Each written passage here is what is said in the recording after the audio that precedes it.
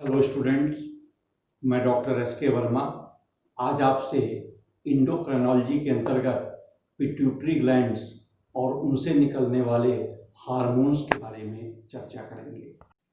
Pituitary gland, जिसको hypothalamus hypophysis complex भी कहते हैं। देखिए, पिट्यूटरी का मतलब होता है अमृत, यानी कि ये एक अमृत ग्लैंड है और इससे निकलने वाले हार्मोन्स केवल मेटाबॉलिज्म में ही पार्टिसिपेट नहीं करते, बल्कि ग्रोथ और डेवलपमेंट के लिए काम करते हैं और सेकेंडरी सेक्सुअल कैरेक्टर को भी रेगुलेट करते हैं। Pituitary gland smallest endocrine gland है, सबसे छोटा इंडोक्राइन ग्लैंड पिट्यूटरी ग्लैंड है। ये ब्रेन में पाया जाता है। जैसे आप देखेंगे कि ये आपका ब्रेन है, स्कल के अंदर ब्रेन, तो ब्रेन में यदि आप देखेंगे कि नीचे का पार्ट ये कहलाता है हाइपोथैलेमस। हाइपोथैलेमस, और इस हाइपोथैलेमस से एराइज करता है एक स्टॉक लाइक स्ट्रक्चर जिसका नाम है इनफंडिबुलम। इनफंडिबुलम, और इस इनफंडिबुलम पर ही आप देखेंगे बिल्कुल छोटा सा मेज ग्रेन की तरह यहां पर पिट्यूटरी ग्लैंड है। पिट्यूटरी ग्लैंड है, और पिट्यूटरी ग्लैंड को हाइपोफाइसिस भी कहते हैं। पिट्यूटरी ग्लैंड को क्या कहते हैं? हाइपोफाइसिस। और हाइपोथैलेमस से निकलने वाले न्यूरोह्यूमर यानी कि न्यूरोट्रांसमीटर और पिट्यूटरी ग्लैंड से निकलने वाले हार्मोन्स के बीच में एक रिलेशनशिप है, इसीलिए इसको हाइपोथैलेमस हाइपोफाइसिस कॉम्प्लेक्स भी कहते हैं। पिट्यूटरी ग्लैंड को यदि आप देखेंगे तो इसमें यदि आप देखिए तो इनके दो लोब आपको दिखाई देंगे यदि इनका हम सैजिटल सेक्शन काटते हैं। एक लोब ये आपका है जो कि एंटीरियर लोब है, इसको एडिनो हाइपोफाइसिस कहते हैं। एडिनो हाइपोफाइसिस, ये एंटीरियर लोब है, और ये पोस्टीरियर लोब है जिसको कहते हैं न्यूरो हाइपोफाइसिस। ये न्यूरो हाइपोफाइसिस कहलाता है। तो दो लोब है और ये आपका लगा हुआ है उसके साथ हाइपोथैलेमस, ये इनके साथ लगे हैं हाइपोथैलेमस। तो आप देखिएगा यहां पर कि पिट्यूटरी ग्लैंड में एडिनो हाइपोफाइसिस जो लोब है, जिसको एंटीरियर लोब भी कहते हैं, उससे आप देखेंगे दो पार्ट में इसको डिफरेंशिएट करते हैं। इस एंटीरियर लोब पार्स डिस्टैलिस, पार्स डिस्टैलिस है, और पार्स इंटरमीडिया, और दूसरा होता है पार्स इंटरमीडिया। ये आप देखेंगे पार्स डिस्टैलिस का पार्ट है और ये है पार्स इंटरमीडिया। पार्स डिस्टैलिस से 5 हार्मोन्स निकलते हैं, और जबकि पार्स इंटरमीडिया से यदि आप देखेंगे 1 हार्मोन निकलेगा। और ये जो भी हार्मोन निकलेंगे एडिनो हाइपोफाइसिस से, ये हार्मोन तब निकलेंगे जब हाइपोथैलेमस से न्यूरोह्यूमर आएगा। तो आप देखेंगे कि हाइपोथैलेमस से न्यूरोह्यूमर्स निकलते हैं। तो हाइपोथैलेमस के जो न्यूरोह्यूमर्स हैं, या जिसको आप कहते हैं न्यूरोट्रांसमीटर, न्यूरोह्यूमर या न्यूरोट्रांसमीटर, ये स्टिमुलेट करेंगे पार्स डिस्टैलिस और पार्स इंटरमीडिया के सेल्स को, तब इनसे निकलेंगे कौन? हार्मोन्स। अब देखिए पार्थ न्यूरो ह्यूमर जैसे हैं आपके। पहला है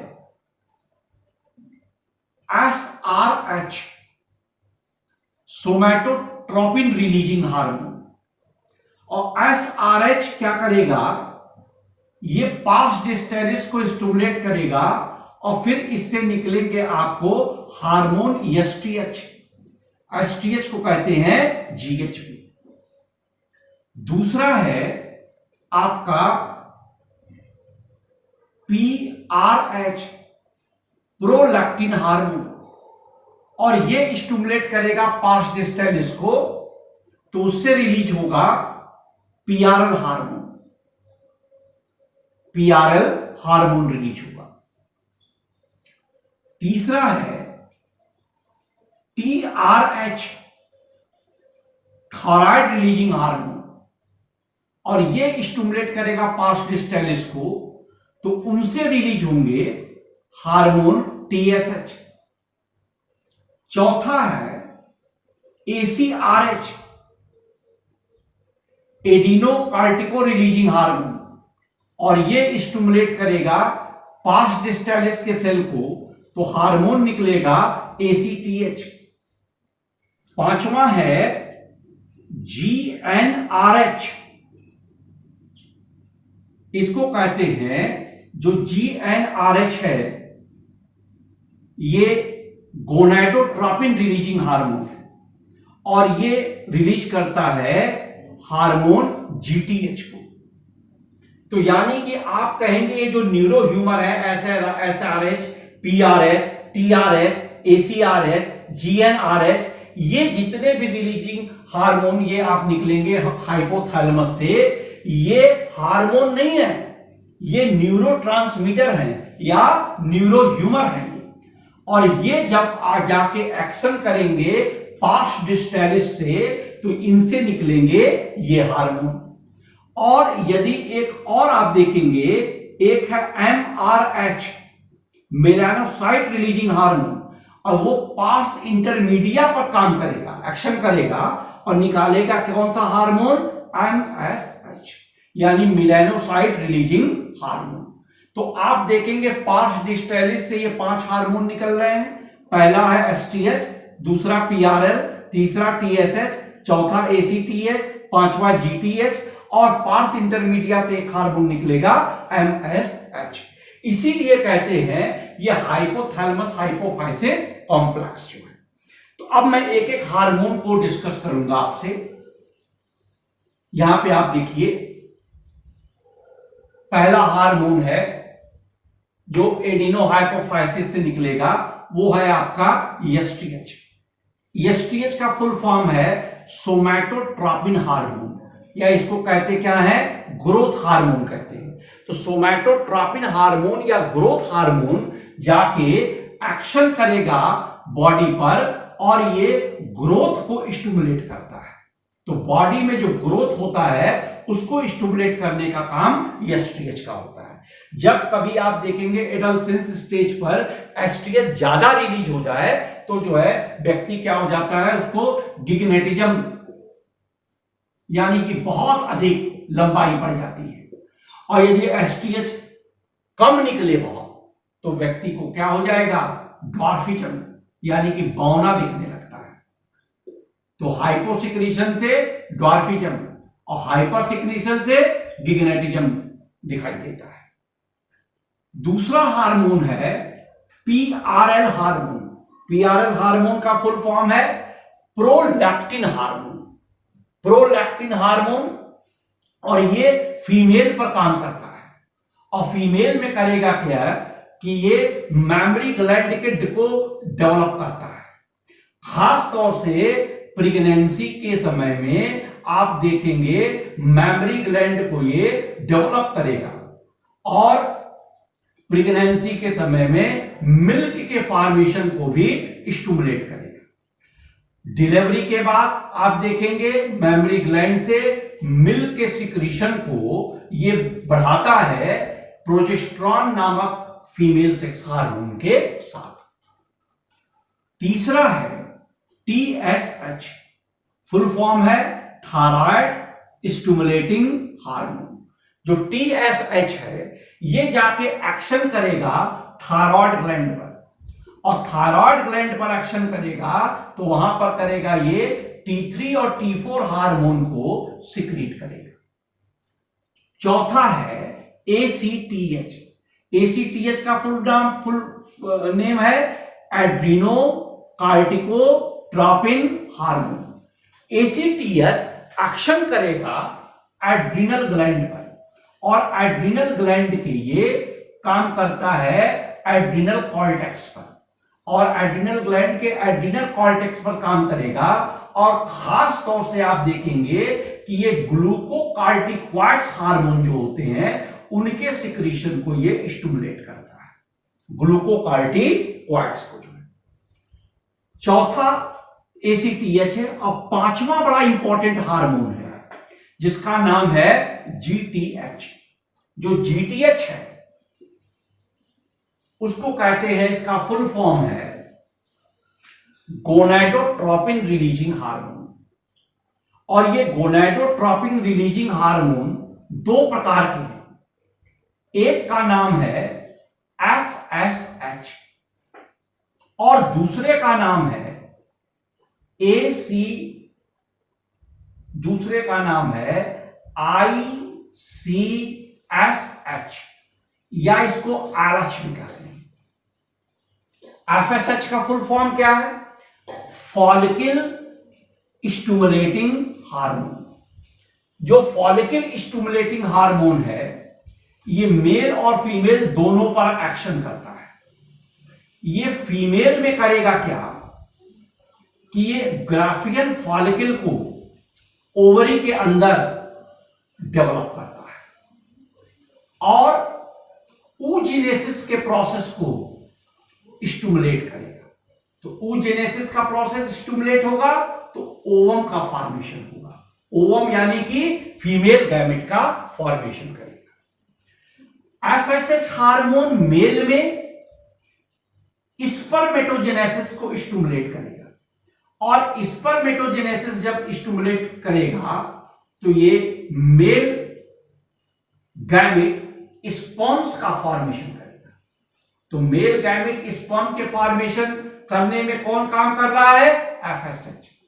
और oogenesis के अंदर ओवम का निर्माण कौन कर रहा है? FSH। तो FSH हार्मोन मेल में भी काम करेगा और FSH हार्मोन फीमेल में भी काम करेगा। दूसरा है ICSH। इसका फुल फॉर्म है interstitial cells stimulating hormone. Interstitial cells stimulating hormone. ये मेल में तो ICSH कहलाता है और फीमेल में इसी को कहते क्या है? LH। LH का मतलब ल्यूटेनाइजिंग हार्मोन। ICSH मेल में क्या करेगा? मेल में करता क्या है कि जो टेस्टिस है उसमें पाई जाती है लेडिक सेल्स, तो ये लेडिक सेल्स को स्टिमुलेट करता है, और लेडिक सेल्स को स्टिमुलेट करके ये करेगा क्या कि मेल सेक्स हार्मोन, जो मेल सेक्स हार्मोन है जिसको आप कहते हैं male sex hormone androgen. Androgen का एग्जाम्पल है टेस्टोस्टेरोन। टेस्टोस्टेरोन तो इसके सिक्रीशन को ये स्टिमुलेट करता है। तो लेडिक सेल को स्टिमुलेट करेगा जिससे एंड्रोजन यानी कि टेस्टोस्टेरोन रिलीज हो सके। दूसरा चीज आप देखेंगे कि यही सी हार्मोन को फीमेल में LH कहते हैं और इसका नाम है ल्यूटेनाइजिंग हार्मोन। और ये फीमेल में क्या करेगा? ल्यूटेनाइजिंग हार्मोन फीमेल में क्या करेगा? ये तीन काम करता है LH।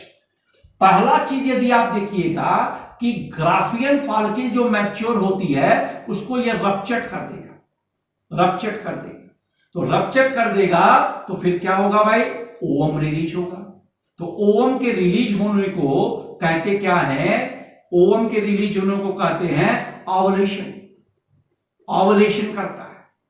और तीसरा काम करता है कि एक ओवरी में कार्पस लूटियम का फॉर्मेशन करेगा। तो कार्पस लूटियम से आप देखेंगे एक फीमेल सेक्स हार्मोन निकलेगा जिसका नाम है प्रोजेस्टेरॉन। जिसका क्या नाम है? प्रोजेस्टेरॉन है। तो इस तरीके से LH 3 काम करता है फीमेल में। पहला चीज, मैच्योर ग्राफियन फॉलिकल को रप्चर करेगा जिससे ओवम रिलीज होगा, इस प्रोसेस को ओवुलेशन कहते हैं, और कार्पस लूटियम का फॉर्मेशन करेगा जिससे फीमेल सेक्स हार्मोन प्रोजेस्टेरॉन निकलेगा। तो इस तरीके से आप देखेंगे ये 5 हार्मोन निकलेंगे किससे? एडिनोहाइपोफाइसिस के पार्स डिस्टेरिस से।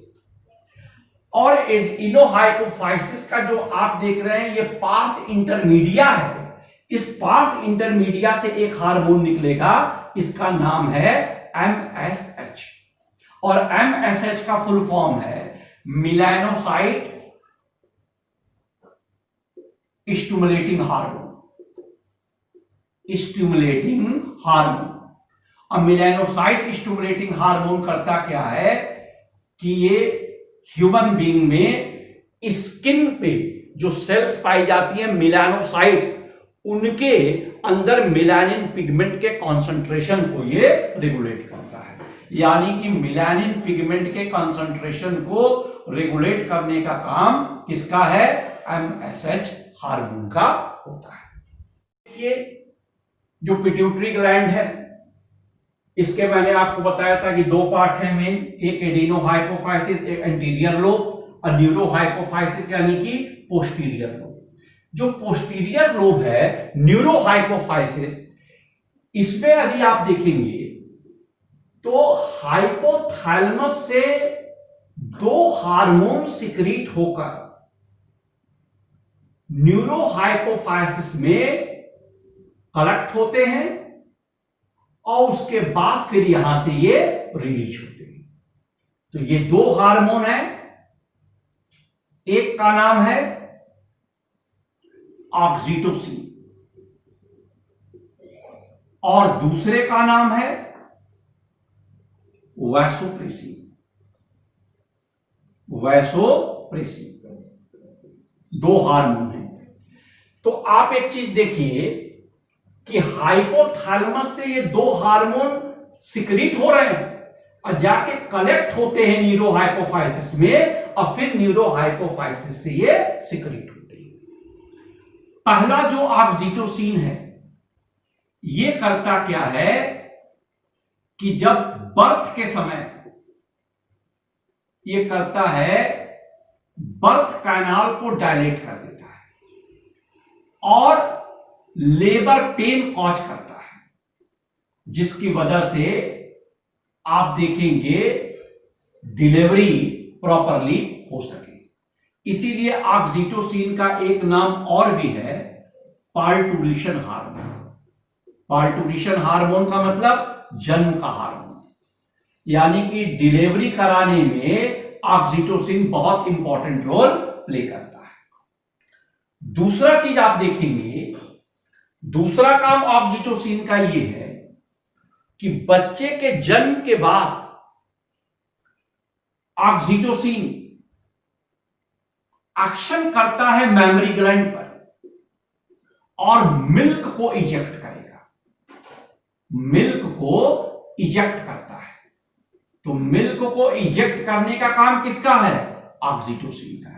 मिल्क बनाने का काम पीआरएल हार्मोन और प्रोजेस्टेरॉन का है, लेकिन मिल्क को इजेक्ट करने का काम किसका है? ऑक्सीटोसिन का है। तो ऑक्सीटोसिन 2 इंपॉर्टेंट फंक्शन फीमेल में करेगा। एक तो डिलीवरी कराएगा, यानी कि बच्चे के जन्म में बड़ा इंपॉर्टेंट रोल प्ले करता है, और दूसरा बच्चे के जन्म के बाद मेमोरी ग्लैंड से मिल्क को क्या करेगा? इजेक्ट करता है, ताकि न्यू बॉर्न बेबी को फीडिंग हो सके। दूसरा हार्मोन जो है वो वैसोप्रेसिन है। जो वैसोप्रेसिन होता है, ये आप देखेंगे कि किडनी में जो नेफ्रॉन है, जो किडनी में नेफ्रॉन होता है, तो नेफ्रॉन के जो है आप देखेंगे डिस्टल कन्वोल्यूटेड ट्यूब्यूल यानी डीसीटी, कलेक्टिंग ट्यूब्यूल सीटी और कलेक्टिंग डक्ट, इनमें यह क्या करता है कि वाटर के रीअब्जॉर्प्शन को स्टिमुलेट करता है। तो वाटर के रीअब्जॉर्प्शन को स्टिमुलेट करता है, जिससे यूरिन का कॉन्सेंट्रेशन मेंटेन रहता है। यदि इस हार्मोन की कमी हो जाए तो व्यक्ति को क्या हो जाता है, डाईयूरेसिस हो जाती है। डाईयूरेसिस का मतलब बहुत ज्यादा यूरिन से वाटर पास आउट होता है, इसको डाईयूरेसिस भी कहते हैं। डाईयूरेसिस को डायबिटीज इंसिपिडस भी कहा जाता है। इसको डायबिटीज जो है इंसिपिडस भी कहते हैं। इंसिपिडस का मतलब होता है थर्स्ट, यानी ऐसे लोगों को प्यास बहुत ज्यादा लगती है। इसीलिए वैसोप्रेसिन का एक नाम और है, इसको कहते हैं एडीएच, एंटी डायूरेटिक हार्मोन। इसको क्या कहते हैं, एंटी डायूरेटिक हार्मोन भी कहते हैं। पिट्यूटरी ग्लैंड बहुत इंपॉर्टेंट ग्लैंड है, मेटाबॉलिज्म में पार्टिसिपेट कर रहा है, यूरिन के कॉन्सेंट्रेशन में पार्टिसिपेट कर रहा है, सेकेंडरी सेक्सुअल कैरेक्टर को रेगुलेट करता है, ग्रोथ एंड डेवलपमेंट में काम करता है, अन्य इंडोक्राइन ग्लैंड को रेगुलेट भी करता है। इसीलिए इसको कहते क्या है, ये मास्टर ग्लैंड कहलाता है, ये मास्टर ग्लैंड कहलाएगा। हेलो स्टूडेंट्स, आज मैंने आपसे पिट्यूटरी ग्लैंड और उनके हार्मोन्स के बारे में डिस्कस किया। अगले वीडियो में मैं दूसरे ग्लैंड के बारे में डिस्कस करूंगा। आप हमारे वीडियो को लाइक करें और चैनल को जरूर सब्सक्राइब करें।